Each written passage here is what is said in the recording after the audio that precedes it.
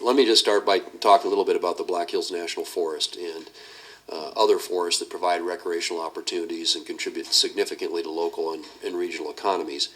In the last few years, we've seen enormous wildfires across the West, which have been devastating to the local communities and that will have lasting effects on water quality, wildlife, recreation, and tourism. Proper forest management plays a critical role in maintaining forest health and reducing the threat of catastrophic wildfires. The forest products industry has been a reliable partner in the proper management of the Black Hills National Forest, but the Black Hills is at risk of losing additional milling capacity due to the lack of timber available. The Forest Service has failed to appropriately manage the forest timber sale program, and I urge the agency to prioritize staff and resource the National Environmental Policy Act analysis necessary for timber sales. The Forest Service must also consider expanding the suitable base of acres available for timber and significantly increase its collaboration with the states of South Dakota and Wyoming and industry stakeholders to find other ways to support the timber sale program. And I want to urge the Forest Service to work collaboratively with state and local governments and the Black Hills National Forest Advisory Board throughout the forest plan revision process to come up with a plan that appropriately supports the future management and health of the forest and the communities that depend upon it. So, Associate Chief Coleman, let me just ask, what actions is the Forest Service taking to proactively maintain the health of the forest and to avoid any additional mill closures? Thank you so much for the question, Senator Thune, and we really can't agree more. We need a healthy, viable infrastructure with wood production to go after the work that needs to be done in these priority places. No question about that. And we have been working hard to figure out what the opportunities are volume-wise in the Black Hills to add a reliable supply of wood products to keep those mills open.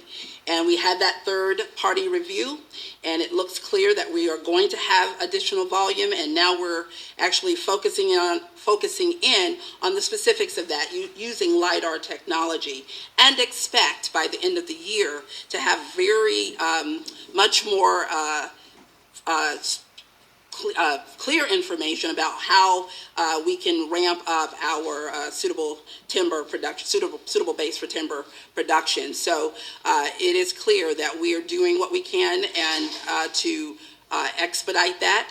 We did do a relook to, and we do believe that there's more volume to keep these mills open. And we do again recognize these pieces have to work together.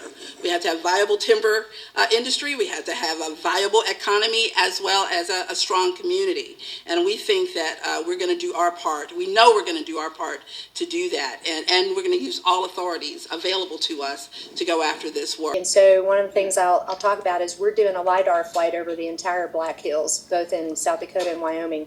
The LiDAR will get us the density of the trees. It won't tell us the diameter, but it'll give the height and the density, and then we're going to go back and ground truth it. So between those two pieces, we're going to do that entire forest. Now that's a commitment, and so we aren't able to do that everywhere, but in a perfect world, that's the kind of information we would have. We're going to feed that into the forest plan revision, which will give us a much better understanding for what is actually out there on that landscape and where it is in that age class.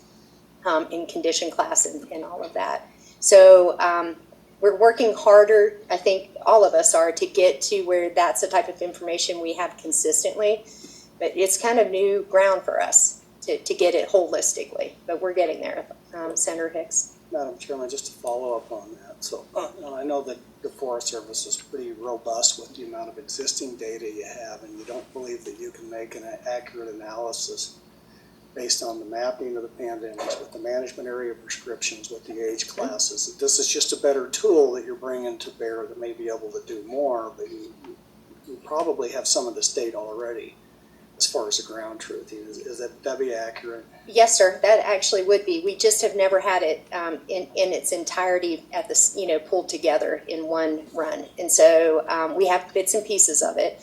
And we are working with Wyoming and South Dakota, both the state forestry offices. We're working with them to make sure we get to the appropriate level of data and the appropriate level of analysis. So, Madam Chairman, while we're on the subject, we'll just follow up with that. So when do you expect the actual flights and then the analysis and the data and the ground truthing to become over to look at those, and then what kind of data sharing or, actual discussions in the development of the LiDAR and the data? So if you could dive into that. So I shared the information up to date with both of our state forest, Kelly and Marcus over in South Dakota. I've shared with them the request that we have for this contract with USGS to do the flight. Now with LiDAR, and I know you're pretty savvy on some of this, Senator Hicks, but LiDAR has to be flown when there's no snow on the ground. So we anticipate the flights will happen sometime probably between June, September, to have the flights completed.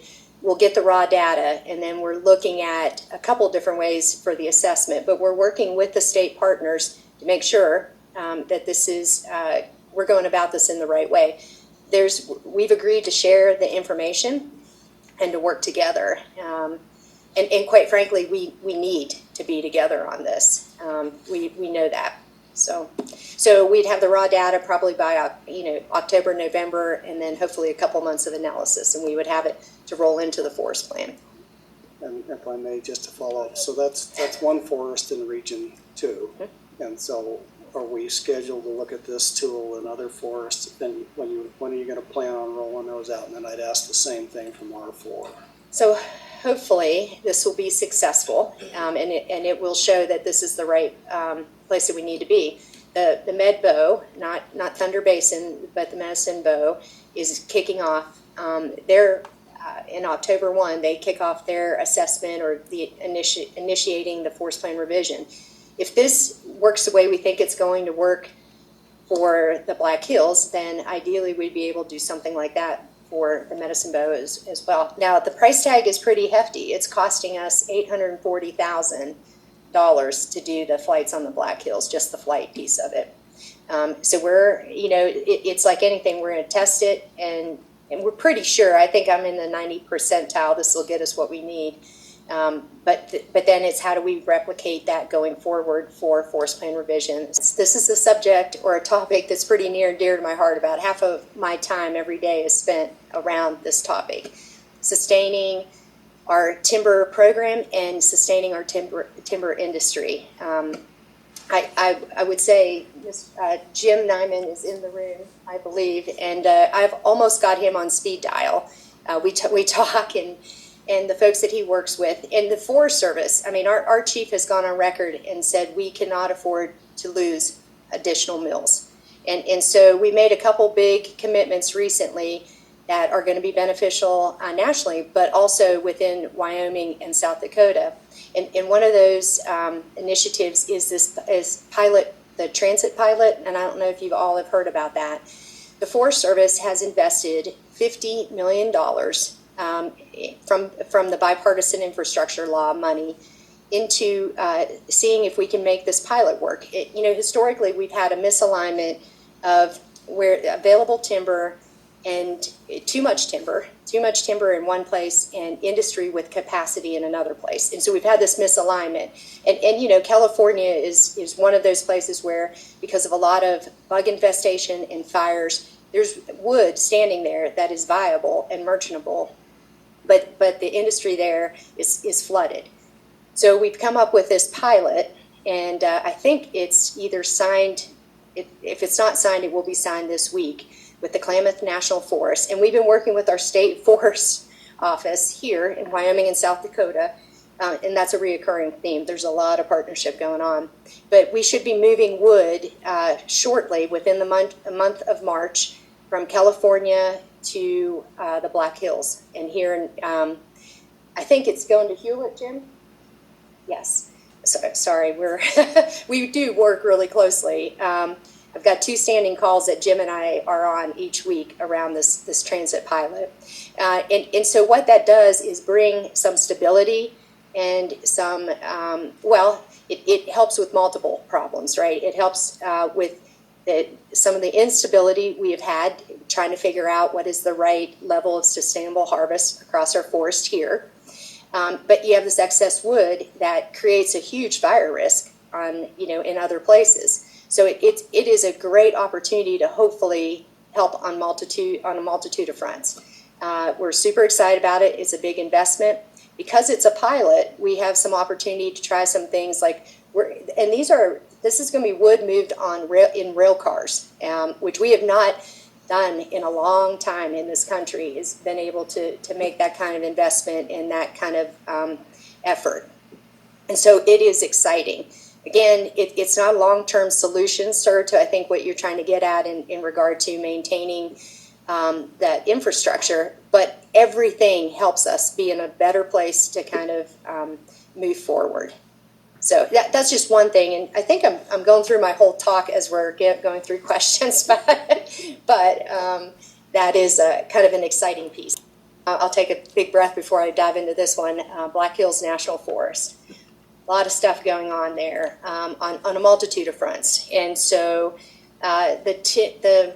we're currently undergoing forest plan revision, and it's not working. And I'll just say this: I don't think it's worked quite as well as we had hoped it would in regard to some of the working with the county commissioners, quite frankly, in cooperating agency status. We had a few bumps on that. I think we're getting past that, but the forest plan revision process is important, and we are doing our best to get it going down the road in the way it's supposed to be. Now, part of the question we've had around the Black Hills is what is a sustainable harvest level? And we've had, we had a bug infestation there. We went above what we call our ASQ allowed cut in the current forest plan to deal with that bug situation. We've been questioned pretty heavy by a multitude of environmental folks around we've cut too much. And now we have to go to a big reduction in what that harvest level looks like. We've been working really hard to try to get some of this information like that LIDAR that I spoke to that'll give us what we need to make a informed decision based off of really good data. So we have landed on for this year, fiscal 23, 120,000 CCF for the target, which that is that's in about the range where we were last year, although they did not achieve that target last year. And we're hoping to hold at that level as a minimum until we get through the forest plan revision and get this additional data together. It is important. The timber industry up there, and it's not just Nyman's, but there's a whole host of folks both in South Dakota and here in Wyoming that are counting on us delivering on that wood and that market. And so we're doing what we can and working hard to pull in things like the transit opportunity to move wood from California to stabilize it for a while. But, big work going on the Black Hills.